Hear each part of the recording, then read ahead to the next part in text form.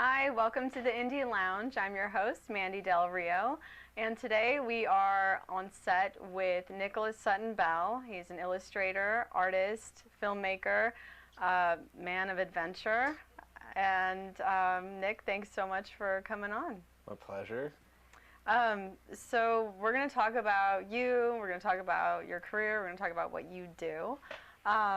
You've written a children's book, Mary the Tooth Fairy. You have done artwork and a music video for one of my favorite bands, the Lumineers. And you've done lots of artwork that's on your website. And then you're going to be doing a film, not to mention all the adventuring you do, which we'll get into. But let's start with, let's start with your children's book. I really want to know, what inspired you, and if you can talk a little bit about that.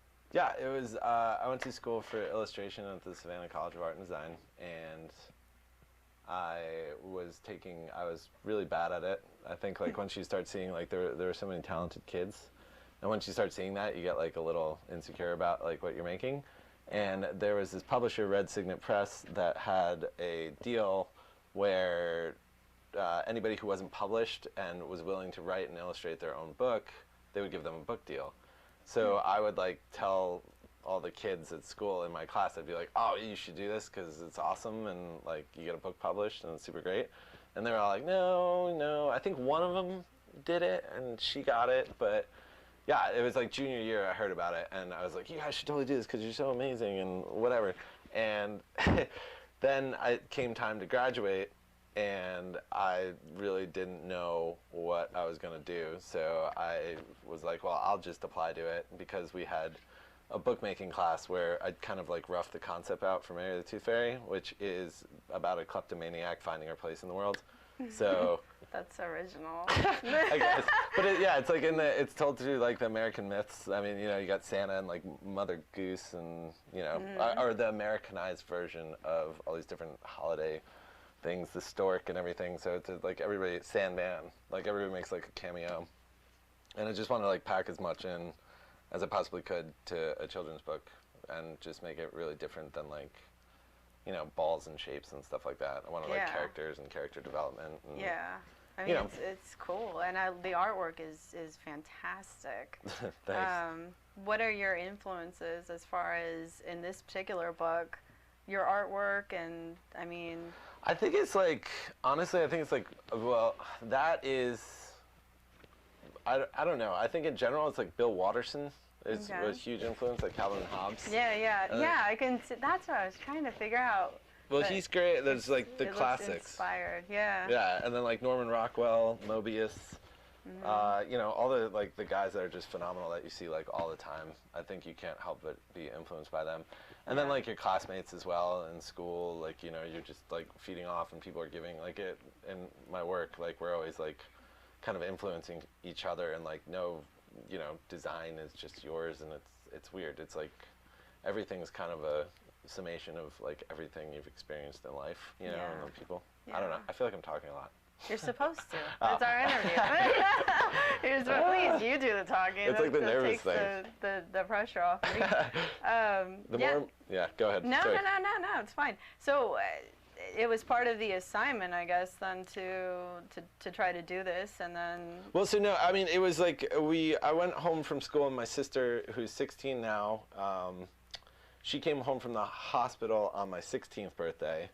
And as she was growing up and I was coming back home, like, it's like, I don't know, I feel like kids see the world the best, and it's like, we should all do that. Yeah. There's like no reason why you shouldn't just always be dreaming, or like always taking stupid risks, or like taking a chance. Like if you have something in your head, you should put it down on paper. Like you shouldn't think it's a fleeting thought. And like I was going through a lot of that of just like like life and everything trying to put you in a certain bracket.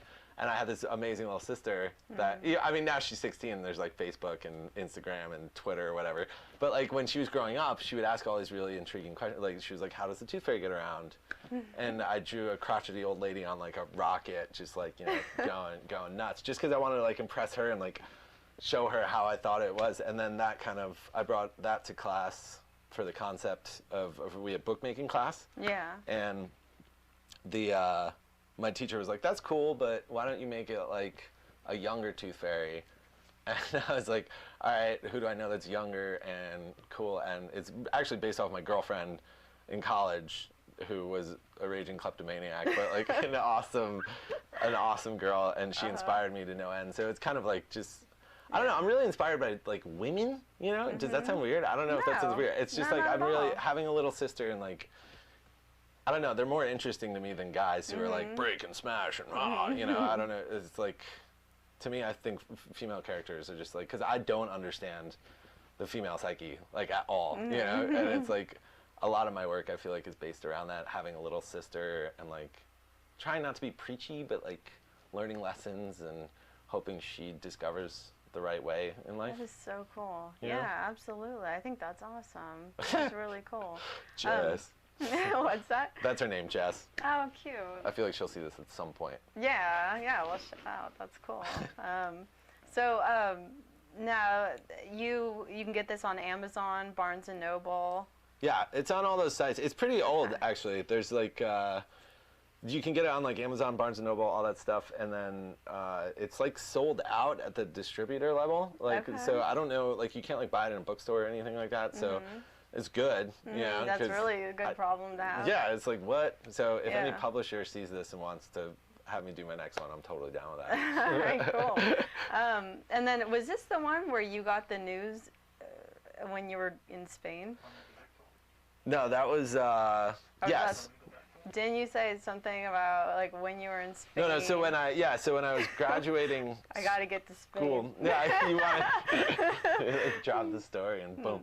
When I graduated college, me and my friends from high school had decided like we should do something crazy, and we decided to go running with the bulls in Spain. So we booked the trip like halfway through our senior years of college, and then like we knew that was coming. So I think ultimately the fear of dying in Spain with running the bulls pushed me more even to produce this. So I literally got home from school. I was like, I don't know, there's a thing with college towns where it can kind of tend to become, you know, in Pinocchio, where the kids stay too long and they all become Jack. Yeah. Yep. Right. Did I say that? It's an animal, right? Yeah, no, we can't, but right. I think we get You like donkeys. So, yeah, donkeys. They all become donkeys. And it's just because they stayed in the carnival too long and they were just playing too long. Right. You know? So it's like, it's kind of like the ultimate tale of like, get to work, you know? Yeah. So, who wants to turn into a donkey? I don't. I mean, I kind of look like a donkey. Just kidding.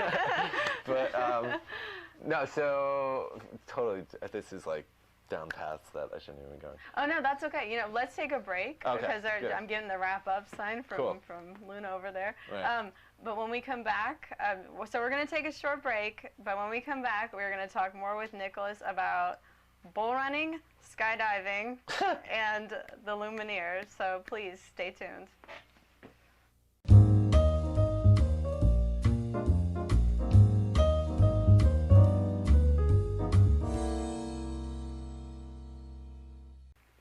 Hi, welcome back to the Indie Lounge. We're back with Nicholas Sutton Bell. We were just talking about bull running, I think is coming up. I don't even know if we got there yet, but let's, so you were talking about in Spain. No, so I booked a trip to go to Spain to go running with the bulls after college. So crazy. I can't even wrap my brain around it. Well, it's just okay. like, imagine what it's like to be in a alley with like a ton of bulls and human beings, and like just really try and imagine it, and that's exactly what it's like. Did you have to dress up and do like the scarf and everything? Yeah, we had it all white and the attachés and everything. It was kind of unbelievable. We actually, when we were trying to get the train up to Pamplona from Valencia, where we like flew in and like stayed, we had to rent a car because all the train tickets were sold out, and it was like the sole purpose of like why we went to Spain. And so we like rent a car and drove up the coast of Spain, which wound up being a lot cheaper than getting the train tickets. So it was cool. Yeah, it was super intense. But the 2 nights before I sent this book pitch off, I stayed up for like literally 48 hours. Making it and like trying to put it together to be like the best it could possibly be before I sent it off to the publisher. And on my way to the airport, to go to Running with the Bulls in Spain, I dropped off the book proposal, and it shipped out, and we were in Spain for like a week and a half, and then we came back, and like summer moseyed on, and I was hanging out with my folks, and I got an email from them. Went back when I had Hotmail, which nobody knows what that is. Right. That was so bad. I shouldn't say that. That's like mean to Hotmail, right?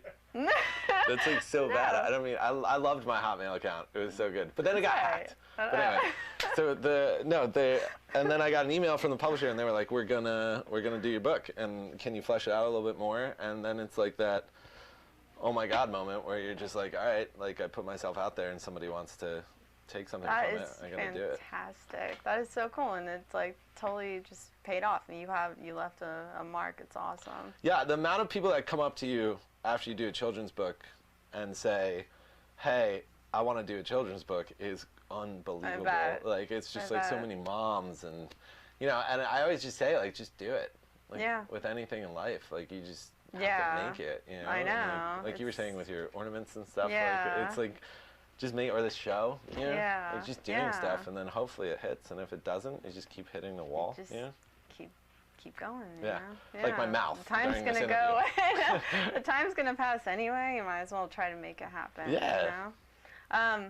Now, so you did. So that was one of your interesting stories about the bull running, which I told you I looked up pictures last night. I mean, I can't wrap my brain around it. Well, you definitely couldn't do it in heels. That's for sure. Forget about it. If I was wearing heels and had to do the bull running, I would probably be freaked out. Too. Like, or was like thinking about bull running in heels. I'd be like, this is insane. I think it's like the connection. That's the only thing that'll push you over the edge. That's funny. So now let's talk about. I know you're like I seriously could go on for like an hour with you because there's so much I want to talk to you about. But we have a limited amount of time. So let's get into the Lumineers work. Like I said, I connected with you because I saw that video and I was blown away. And it's very, very well done, very original. And if you want to go ahead and talk about how that got going, and I know you did artwork for them too, which I think we're going to try to show. Yeah, I was doing, so I went to high school with those guys, so it wasn't like they were like out of the blue, like, oh, there's this random dude. But they like when they were still trying to come up and like get successful and everything, I just was like, I have this drawing skill, or I wouldn't even call it that, like this drawing addiction, and like you guys have really awesome music, and let me just make stuff for you, like let's brainstorm, come up with good ideas and like whatever. So like me and Wes would meet and we'd like discuss different ideas, and we had like a really good, it was like a partnership from the beginning. It was never like I was getting hired, and their whole team is great. Like everybody that works with them, they did a really good job in just getting really awesome people around them, and the fact that like I'm even part of that is like amazing. And so I just literally, I have a full-time job and then was doing this Lumineer stuff with them, and just like working nonstop, and like all of a sudden they get picked up for they get the record deal, and they're like, hey, we have this record deal. Did they say ho hey? He's like, oh hey. Sorry. No. Yeah, no. Sorry. No, it's fine. I mean, they're good with it. But they they get the record deal, and everything got kind of put on hold for a second, and I was like super freaking out about like, because I was having a lot of fun, like making all this stuff. And I remember Wes called me and he was like, hey man, like we just got picked up, like everything's good, you're coming with us. He was like, let's work and let's like rock it out. Awesome. So I just like would crank for them all the times. It's like any creative job, like you revisions, you get something good, it gets out there, great, on to the next one. So it was that, and I think it just like worked really hard at it. And me and Wes had always like bounced around like music video ideas, and like passing, we'd like kind of like I'd say something here or there, I'd be like, hey, I have this kind of idea, just because thought it'd be fun to try. And I was traveling, I was in Italy. I feel like I need to travel more, because every time I travel, I get some really cool gig right afterwards. But this was like years after the Spain trip, and I was in Italy, and he was like calling me and texting me, and I had like Wi-Fi and stuff, and I was like, what's going on, man? And he was like, hey, we want to put together a music video for Submarines. I'm just curious if you had anything, you know, like whatever. And I was like, oh my God, dream come true, you know? That's awesome. And this is after Ho Hey had hit and like all this other stuff. And there's no reason they should have trusted me with that responsibility. And it was this body swell of like, I got to figure something out. Yeah. You know? So I met, am I talking too much about this? No, I want you to. No, we just have to mind the time, but no, please, I want to know. Yeah, let's just let's keep going. So I'd be remiss to not like mention everybody that worked on it. So it was, I met Neil Dvorak, who has easypiecescomic.com. Is that going to be on the thing? Yep. Okay, good. So go check that out. It's like the Mm-hmm. most fantastic work I've ever seen in my entire life. Great. Like the kid's just amazing, and we became super fast friends after meeting each other at Comic-Con. It was just in passing. I was like, who's this weird guy? So anyway, I knew Neil. Neil was fantastic. We were always like, oh, we should work on something together, you know? And like, we were just like, we were like bro dating, you know? Yeah. Hey, I kind of want to hang out. Hey, me too. But like, you know, Yeah. all right, is it going to be weird? It was like, no, we just became like besties. And he, so Wes calls me and he's like, oh, can you do something for Submarines? And I was like, gotta figure it out. And I was like, who do I know? I was like, I know Neil, I know my buddy Brian Melso, who's really good at putting stuff together, like producing and all that stuff. And then, are we wrapping? We're wrapping up? Let's go. Well, we'll take another break. Okay, yeah. Let's take another break and then we'll come back because there's more things that we want to talk about. Sure. So no, sorry. I didn't know you had that good of like vision, peripheral vision. Synced up. We're gonna take a short break and then we'll be back. We want to talk more with Nicholas Sutton Bell. So please stay with us. Thank you.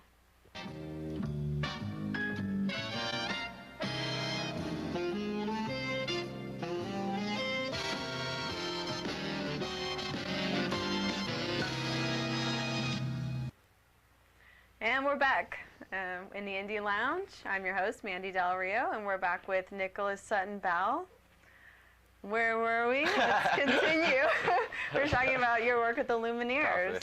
Yeah, and the Submarines music video and all the guys we put together. Yeah. So there's this really great documentary out now called Jodorowsky's Dune, and it's basically about this film that Jodorowsky was going to make Dune, and it never got made. But what he did was he assembled this team of fantastic talents, which was like Mobius, H.R. Geiger, like all these guys that went on to do like crazy movies like Star Wars and Alien and like, you know, Masters of the Universe or whatever. Oh, wow. And he put these guys together, and he has this scene in his film where he goes, they were my warriors. I had to take my warriors and put my warriors together. He speaks so passionately. He's just like the most amazing dude.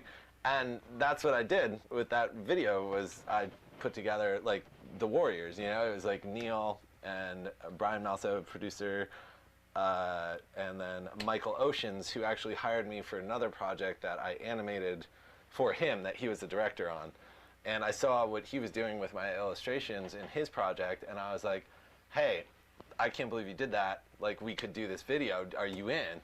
And he was like, yeah, man, let's roll. You know, so it was just like this awesome. That is so cool. Everybody just came out of the gates running. We had 1 month to do it. Yeah. I'd never done animation before, aside from like working with Mike on his project and like for this band Swear and Shake. And it was unbelievable. We stayed up till like 4 in the morning while working our day jobs, and it was, you know, an hour of sleep every night, and just like, but the stuff that was coming out was so inspiring. Yeah. You know? And then like talking to Neil was just like so awesome, and like everything was firing on pistons, and it was like the greatest experience of my entire life. That is so cool. Yeah. You never did animation before? No, nothing. My goodness. But I never did children's books before either. You know what I mean? Yeah. Like, it's like, I don't know. It's like, see what happens. You know what I mean? Like, I don't know. Is it like, because I have all these weird different interests and like things I want to like try and learn and like discover, and it's like, I don't know, maybe like, you know, if you can bring other people into it, you know, and like lean on people and have them lean back with you, it's always like better than creating in a vacuum for me, you know. Like I like talking about ideas, being shot down, working out new ideas, you know. Like collaborating with other people. That's really cool. And now was the video kind of your vision, since you're the director, and then did everyone have like their pieces and everything? Yeah, this is a great story actually. So okay, good. I get back from Italy, and there were no bulls to run with there, but I get back from Italy, and I just literally had worked like 2 years out of vacation, and the Lumineers stuff and everything, and I was like, they were kind of touring, and it was dying down, and I thought they had released all their music videos. They had Ho Hey and then Stubborn Love, which are fantastic and directed by amazing dudes. Yeah. Benfi and Isaac are like two of the greatest human beings ever, and I'm there, and I'm not like thinking I'm gonna get a crack at this. Like I wanted to do it. Like I was like I love a challenge. Like you tell me. Yeah. I can't do something, and I'm gonna do it. Like it's just like not like that to me is like way more inspiring. Oh yeah. Than somebody being like, "That's great," and I'm like, "Well, if that's great, I don't want to do it anymore." You know what I mean? So I like those things that keep whatever. But so I land on like a Wednesday, and I call Brian, and I'm like, "Hey man, I don't know if they're gonna like." I put this pitch together and everything, and like did this whole thing. I was like, "I don't know if they're gonna go for it, but can you get me an actor that looks like an old sailor by Saturday? Hopefully Neil will be on board and like whatever." And he's like, "Yeah, I got it. I got you. Cool." And I had this bar right by my house, the Wayland, and I obviously was there a lot because it was right by my house, and I live in New York City, and it was whatever. But I asked the owner of that place. I was like, "I don't know if they're gonna go or not on this. Like, can I? I might need to use your bar for on a Saturday morning." And he was like, "Yeah, that's fine. Like, totally, man. It's all you." So we, in 3 days, put together all Neil's stuff. Because Neil, when I asked Neil, Neil was like, "Sure, but I need like Neil rotoscope." So he like shoots his stuff and then draws, draws over it. And so we had to find this actor, and we had to find a hat, and like to use my jacket.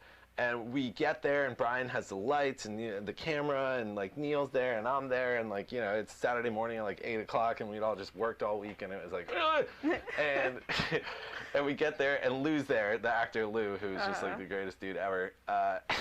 He comes in, and we set up at the bar. We get him set up at the bar. We have all these ideas. We super quick, like go. And then we're like, all right, wait, who's directing this? And it was like, I don't know, like whatever, just do it, And they're like, Neil and Brian were like, all right, like it's you, man, like you just take the reins. And I'm like, all right, okay, because the song or the video is like roughly 3 minutes or something like that. I can't remember exactly. But I knew Neil's work was very time-consuming, so I didn't want to have him do too much of it. So I kind of took the brunt of like the chunk of the center of the video. But I want like Neil's work is so beautiful that like I just needed it. You know what I mean? And it was a really good bookend to the piece. It was perfect. So it kind of came out. But so we're in there with Lou. And I'm like, oh great, like I have this character in my head, and now there's a human here that I can like talk to them about. So I'm like, all right, so you're this alcoholic sailor, you know Pearl Harbor's coming and blah blah blah. And I'm like talking to him about his family and this, that, and the other thing, and I just kind of like, I'm like, okay, and I step back, and Brian's like, dude, you got to say action. Like, you couldn't, like, I just figured, like, I had, like, it's like, he got it, and then it was, like, whatever, and then I'm just, like, sitting there, like, quiet. Oh, that's too funny. Yeah, so it was, like, it was kind of funny. So we were learning as we go, and it worked out. Oh, Russell Anderson edited it, and he's a guy that works with my brother a lot in LA, and he's just a phenomenal, amazing editor, and it was everybody else making me look good. Oh, that's it was like not, but they also shine brighter than anything. They were heroes. I think like people want to work. You know what I mean? Yeah. Like I think it's in our core to like want to make stuff and want to make good true. stuff. So it's like it's really scary to ask somebody to do something for you. You know, even if it's for money or whatever. You know, it's like especially if it's a creative endeavor. You know, you're kind of like, hey, can you help me out with this? But like, you'd be surprised, you know what I mean? I called Brian, he was like, let's go. I called Neil, he was like, all right. The right people what I mean? will do it. Yeah, it's all about the right people and the right fit. And like when you like jive together, it's huge. Yeah, you know? I mean, that video's I love the whole. It's like sea shanty. I dig that. I like it's like a personal like style that I like, and I can't tell you how cool that was and what feeling you guys captured with the whole thing. And so I just, it's an amazing piece of work. So just props to all of you. I mean, seriously, it was really cool.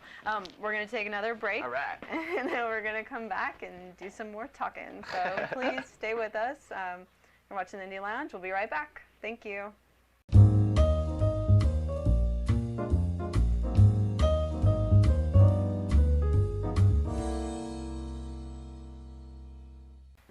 Welcome back to the Indie Lounge. I'm Mandy Del Rio, and we're back with Nicholas Sutton Bell, talking more with Nick. So I'm curious now about, the video we were talking about. I know we could talk about it for a long time. I liked, whose idea was it to do the shadow puppet type, and what were the influences behind that? That was heavily influenced. There's this video game called Limbo. Okay. And it's inspired a lot of things recently, actually. Like, they were like, it was like one of the most inspiring video games I've ever played. And it's very side-scrolling silhouette, and that was like a really big influence on me. And it was just like, in the time crunch that we had too, like, I would have loved to draw it like this, you know what I mean? Like, I'd really like gone into it. But like, to break it up within the time constraints and that we had of making the video, it was like, okay, we can do a silhouette-based thing like Limbo, and that'll be like the good fill. So it was like, that was a really big inspiration for that. And then, just like, it was also based off of the stuff that Mike was doing with my stuff for his music video. So it was like, kind of like a mishmash of like different things. But then Limbo is like really a side scrolling, and it's way better looking than our music video. Like, if they did, like, it's us like trying to be as good as them.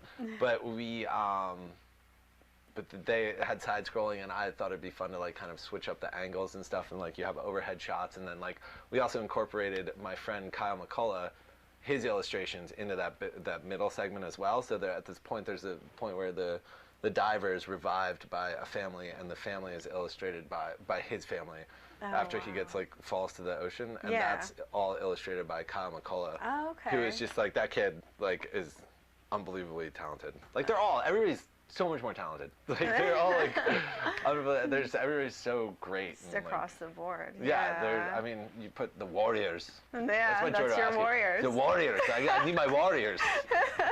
He's great, though. I just watched My Life, directed by Nicholas Winding Refn. I can't even say his name. The guy that did Drive.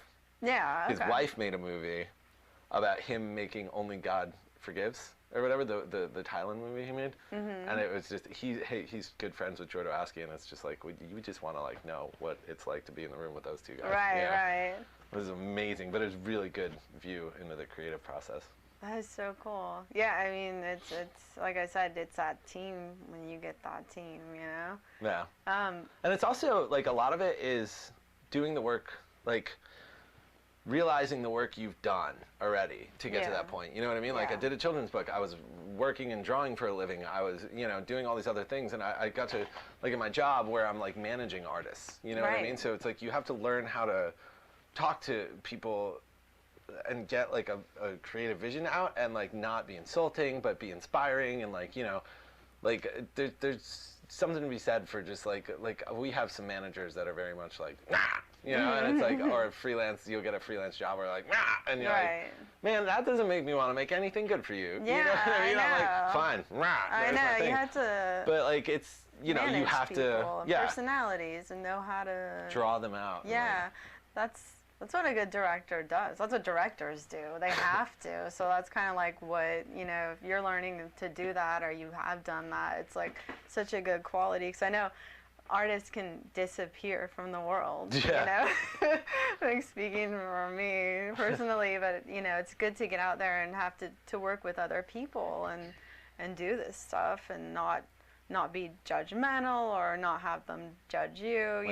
Some people can get so competitive too, so it's just that right fit. It sounds like with this group of guys, they sound awesome. Yeah, they were great. I mean, I have this other friend, Matthew Shield, just got married, and he is the happiest person I know, like, ever. Like, he's just like lives life and goes to Costa Rica and does this and like whatever. Now he's a doctor, and he worked for Hopstop before it became MapQuest and whatever. And I was having a rough go at like, just things, and I was like, Shield, man, like how how do you like, you're always happy, you know, like whenever I see you, you're happy, you're involved, you're like present in life, like what is it, you know, expecting this like big soliloquy or something.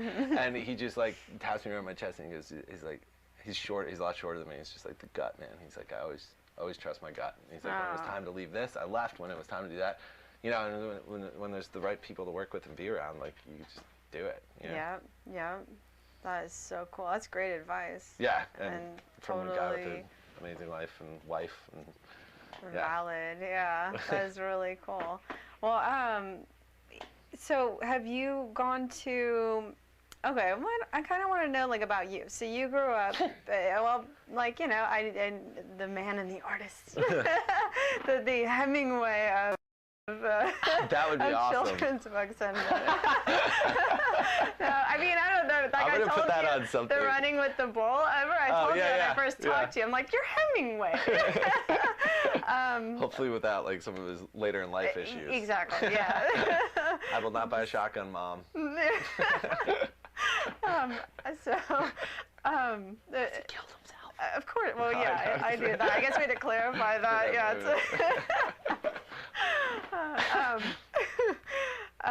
So, you've gone to a convention with this? Yes? I did. Okay. I went to a convention with Mary the Tooth Fairy. I mean, it's a bit old now, again, and like it's just so much money to do that, you know, to like go and sit there and I don't know. I'm just really all about like doing the music video or doing the book or like doing, you know what I mean? Like it's like Neil does it, and God bless him, because he just like can put himself out there. But he has this amazing setup. Can I speak to the camera? Which one? Go see Neil Dvorak at New York Comic Con this year, because he is like, his setup's the most mind-blowing thing you'll ever see in your entire life. He's great, amazing. But he does it, and he's there, and he's present, and like he's just such a good dude. And I did it, and I was like there and present, and I was like, man, you know, I'd rather be like making stuff. Yeah, you know, it's not for everyone. Yeah, and I feel like I screw up a lot more than like this doesn't come right out. You know, like I've never had anything come right out. Like it's hundreds of pages of sketches that are thrown out and like insecurities that are in the trash, and it's just like, God, yeah. I don't know, I feel like I want to be burning those. Like I feel like you get all the lead out, and then like the good stuff comes out. If it is good, you know. I mean, I don't know. It's like, but so the convention stuff for me wasn't good. Like, this is good. We can come, we can talk, I can go home, and that's that. You know? I hear you. It's a lot of work. I mean, we do the horror conventions, and it's just so much work, and you got to be on, you got to know in and out every single thing, because people ask you stuff. But I feel that too. Like, I like to be kind of alone and be able to, like you said, like screw up, and then, you know, just kind of do your thing until it's perfection or close to. Do we ever get perfection in our work? I don't think anybody does. Honestly. No. All right, well, we're going to wrap up this segment, and then we've got one more, which I swear we could do, like, another whole show, so. I'm just totally blacked out right now, so, like, whatever. Like, I'm just, like, spotlights, like, not real. Just kind of here. So we're going to take another short break, and when we come back, we got one more segment with Nicholas Sutton Bell, so please stay with us.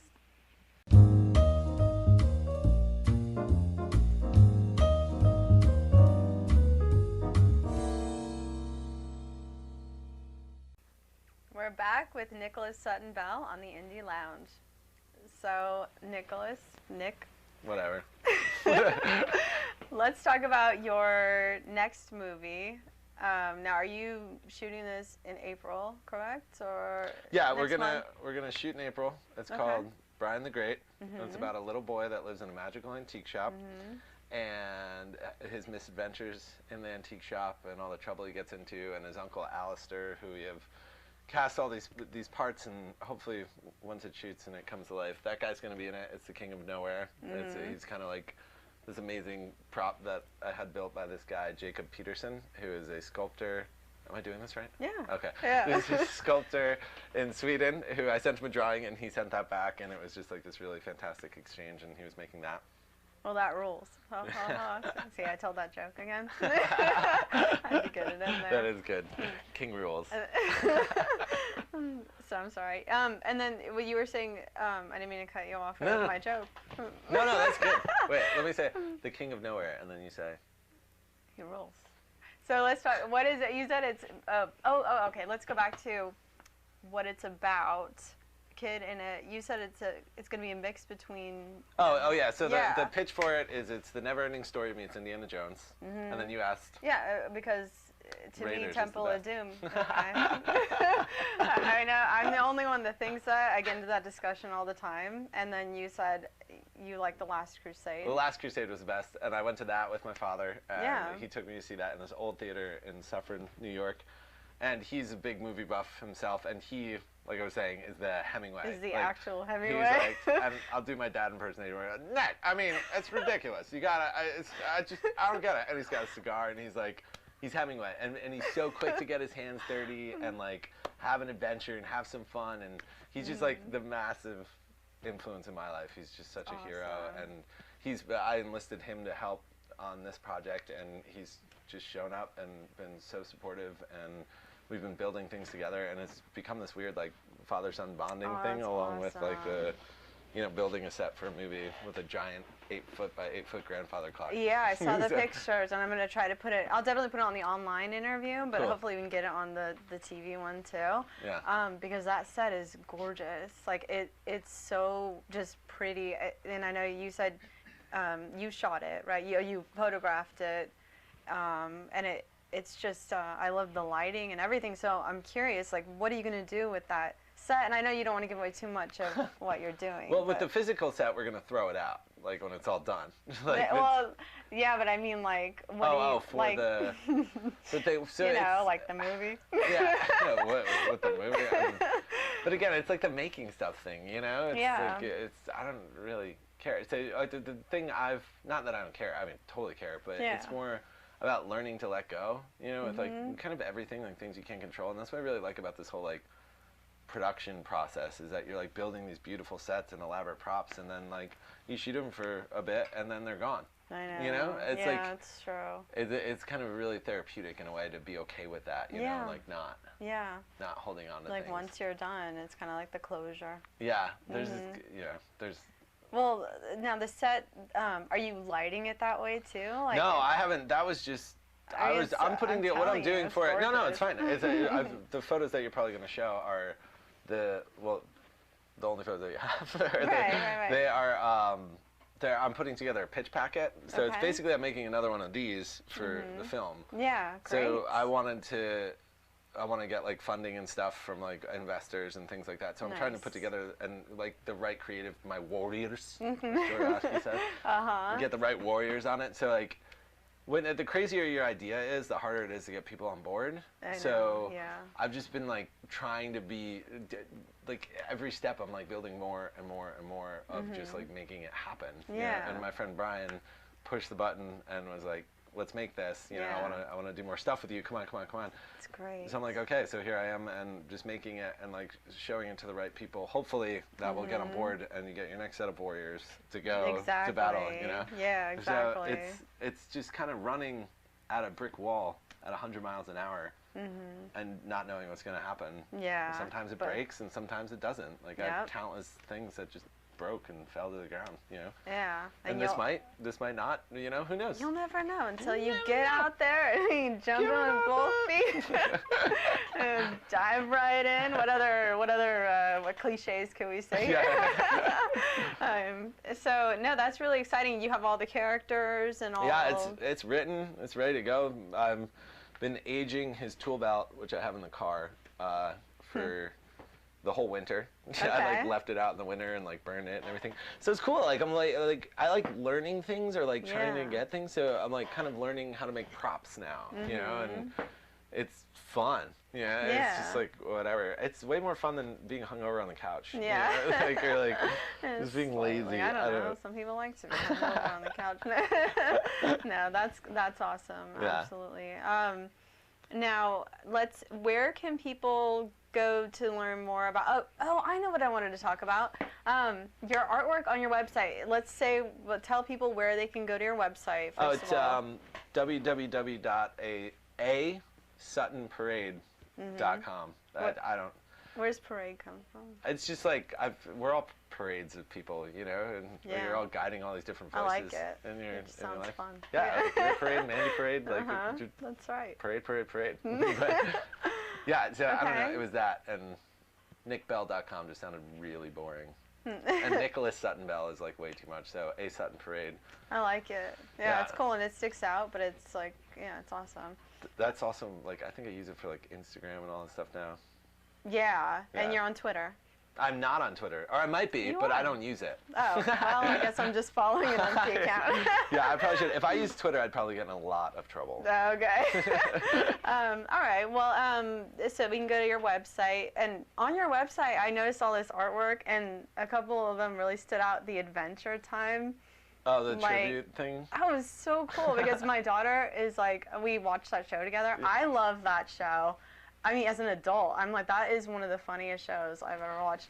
So that's what we were talking about. Like how, like, you know, you're collecting these things as you're growing up of like little elements and whatever, and then you kind of create your own vision. And that Adventure Time to me was one of those things where it was just like, oh, this is like, if I could make a cartoon, it would be Adventure Time. Yeah, you know, like it's so good. So now it's like a time to make your own adventure. Yeah, you know? Like, just make your own thing. Just do it. I know. It's so cool. Anyway, I love how you made it like realistic with the dog and the kid. That was really cool. We're getting ready to wrap it up. Actually, we do have to wrap it up. All right. But it's been... Yeah, I am. I don't know. Luna's got it down.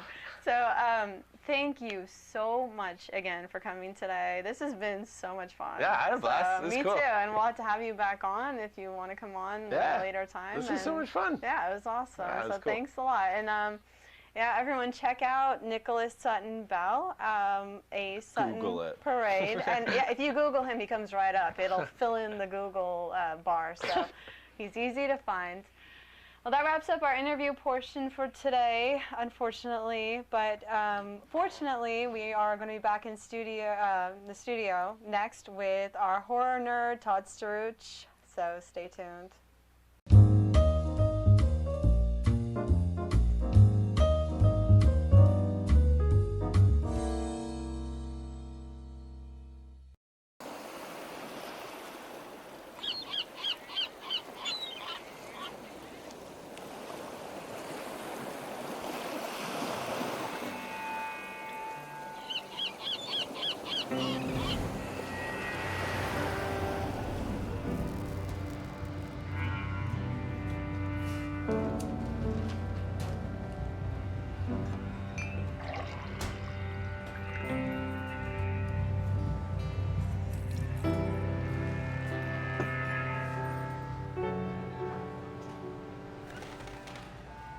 I believe submarines underneath deep blue sea. Saw the flags, Japanese. No one will believe me. Ran back to the town bar and I told the people how I'd seen a submarine and everyone laughed aloud.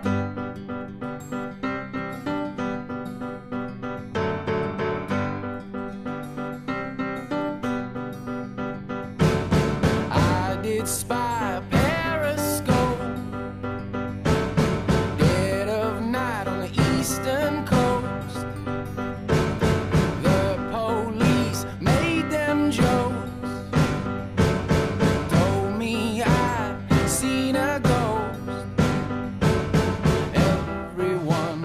I'm a liar, no one knows the truth. If it was a bigger fire, I would be on the roof.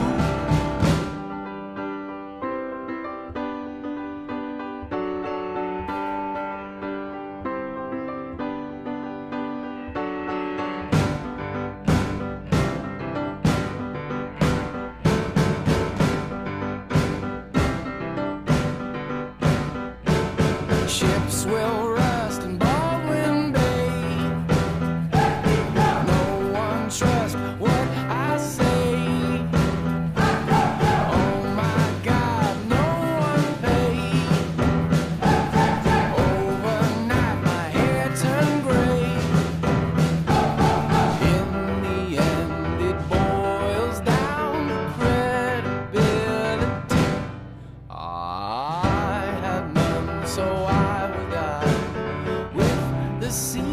secrets of the sea.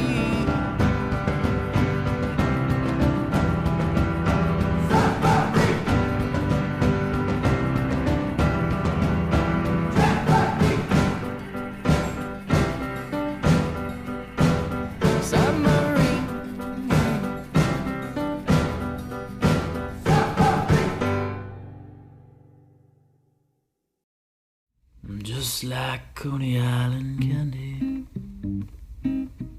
sickly sweet and sugar bad. Just like Coney Island candy, half as cheap and twice as bad. I'm just like Coney Island candy, sickly sweet and sugar bad. I'm just like Coney Island candy, half as cheap and twice as bad. Now the car's full of angry men, a dime a dozen brings them back again. I just been wondering where my daughter's been, drunk enough to feel sad. Mac the knife, he sang a different song. I lied, I've never been to old Hong Kong. Turns out I learned to play guitar all wrong. You were the best I ever had. I'm just like Coney Island candy, sickly sweet and sugar bad.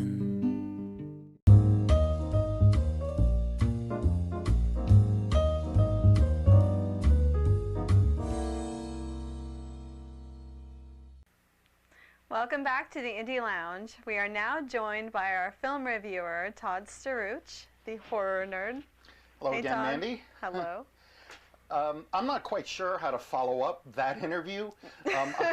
I myself have not been running with the bulls, although I have watched a lot of videos of people getting hurt while they're running with the bulls. So that's about the pretty extent of my gruesome. that's the extent of my experience with that. So that was a great interview and a great guest. Wasn't he great? So, yeah, it was a lot of fun. So once what again, have you got? I have my cheat sheet.